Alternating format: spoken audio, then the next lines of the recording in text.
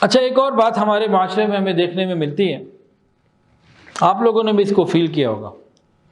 ہم کسی دینی مجلس میں جائیں، مدرسے میں جائیں، وہاں قرآن پاک کی تلاوت ہوتی ہے، ہم نہیں روتے۔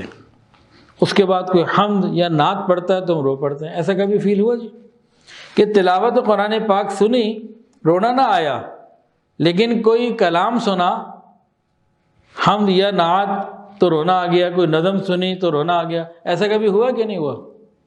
کیا وجہ ہے؟ کلام اللہ، اللہ کا کلام سن کے رونا نہ آئے اور بندوں کا کلام سن کے رونا آئے؟ بھائی وہ حمد یا نعت جس کو سن کے ہمیں رونا آ رہا ہے، وہ بندوں کا کلام ہے کہ رب کا؟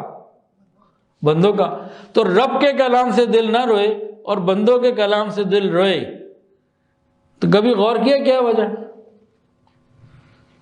مشائخ نے اس کی وجہ لکھی ہے۔ حضرت پیر حافظ ذوالفقار احمد نقشبندی دامت برکاتہ العالیہ نے اس کی وجہ لکھی ہے۔ فرماتے ہیں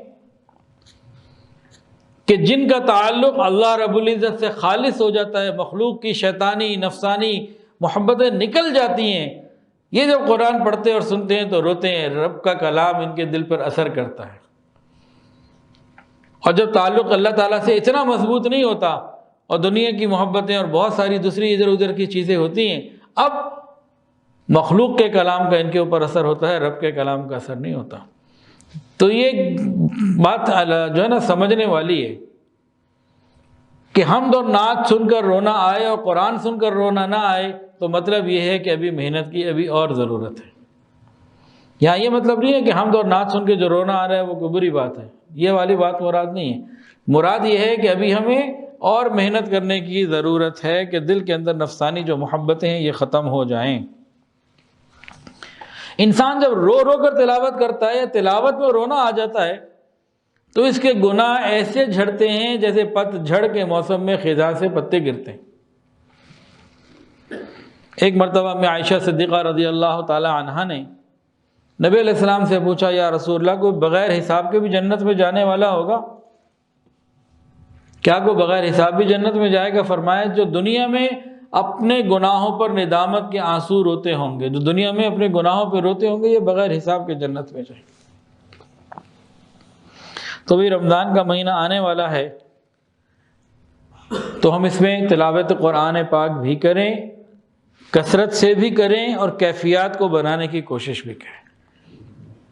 رونا نہ آئے تو رونے کی شکل ہی بنا لیں۔ پھر جن کا عربی سے تعلق ہے، قرآن سمجھ میں آتا ہے، تو وہ ترجمے پہ دھیان دیں تو رونا آتا ہے۔ اور اس بات پہ تو ضرور رونا چاہیے، یا اللہ میں قرآن پڑھ رہا ہوں مجھے رونا نہیں آ رہا، میں قرآن سن رہا ہوں مجھے رونا نہیں آ رہا، اللہ میں تو بڑی مصیبت میں گرفتار ہوں، یہ نعمت اور لذت بھی اپنی رحمت سے مجھے عطا فرما دیجیے۔ حضرت خواجہ عزیز الحسن مجذوب رحمۃ اللہ علیہ کے دو اشعار سن لیجئے، پھر قرآن مجید کے کچھ آداب جو ہے نا وہ ذکر کیے جائیں گے۔ فرماتے جو ناکام ہوتا رہے عمر بھر بھی، کہتے ہیں تم کوشش مت چھوڑنا، لگے رہو۔ جو ناکام ہوتا رہے عمر بھر بھی، بہرحال کوشش تو عاشق نہ چھوڑے۔ جو ناکام ہوتا رہے عمر بھر بھی، بہرحال کوشش تو عاشق نہ چھوڑے۔ یہ رشتہ محبت کا قائم ہی رکھے، جو 100 بار ٹوٹے تو 100 بار جوڑے۔ کہ اللہ تعالیٰ سے محبت کا سلسلہ جاری رکھے، اگر ٹوٹ بھی جائے تو 100 بار بھی ٹوٹے تو 100 بار جاری رکھے، پیچھے نہ ہٹے۔